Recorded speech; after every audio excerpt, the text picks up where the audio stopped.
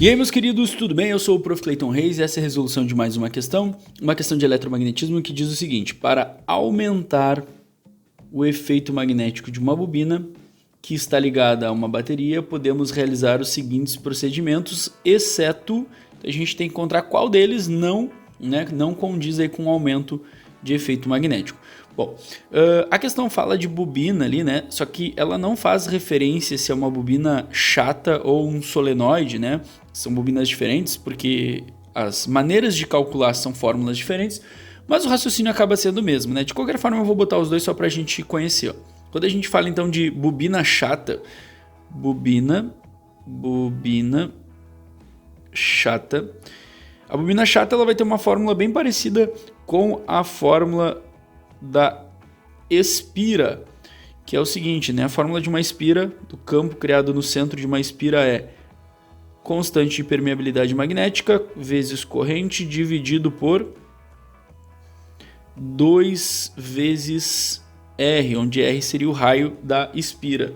No caso de uma bobina chata, tu vai multiplicar isso por um N, onde esse N seria o número de espiras, né? O número de voltas que essa bobina chata vai ter. Bom, agora quando a gente fala num solenoide, o solenoide ele já vai ter uma outra formulazinha, né? O solenoide, para calcularmos o campo criado por um solenoide, é igual a N vezes a constante de permeabilidade vezes I dividido por L.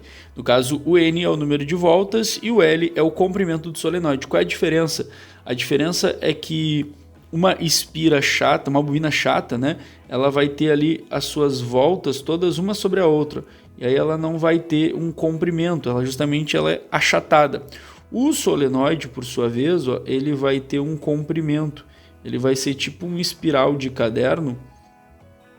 Não ficou muito bonito aqui o meu, mas tu percebe que ele tem um certo comprimento aqui, ó, que a bobina chata não vai ter. Esse seria o L que tu botaria na fórmula, tá? Mas no geral, as duas dependem basicamente das mesmas coisas. Olha só, a alternativa A diz o seguinte, ó. Deixa eu botar aqui o vermelho. Aumentar o número de espiras da bobina. O que seria aumentar o número de espiras, né? Seria aumentar o N aqui, ó.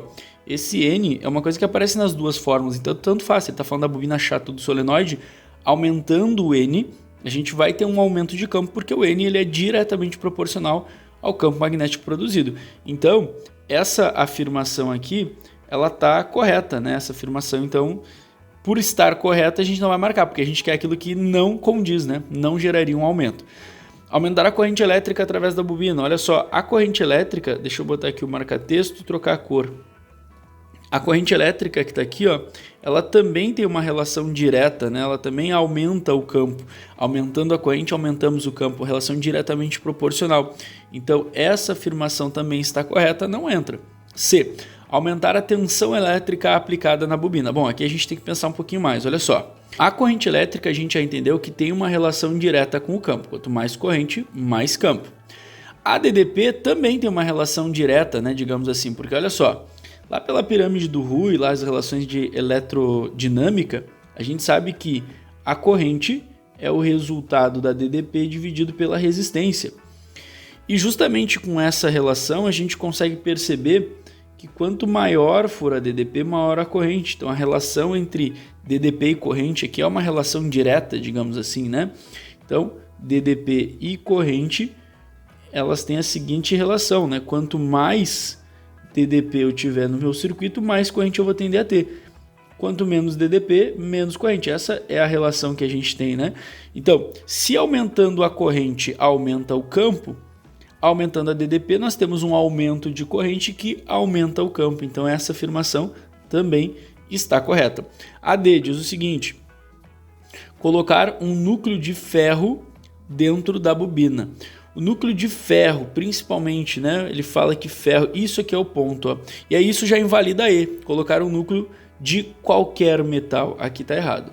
Então a nossa alternativa que nós vamos marcar, né? Que a gente quer o exceto, é a alternativa E, porque não é qualquer metal, sim metais que são ferromagnéticos. Qualquer metal ferromagnético colocado no interior ali vai melhorar, né? E os materiais de ferro são os que mais respondem ao campo magnético. Então, o material de ferro acaba melhorando ali a intensidade do campo. Agora, um núcleo de qualquer outro metal, um metal que não é ferromagnético, como por exemplo prata, cobre, alumínio, não vai gerar esse aumento do efeito magnético.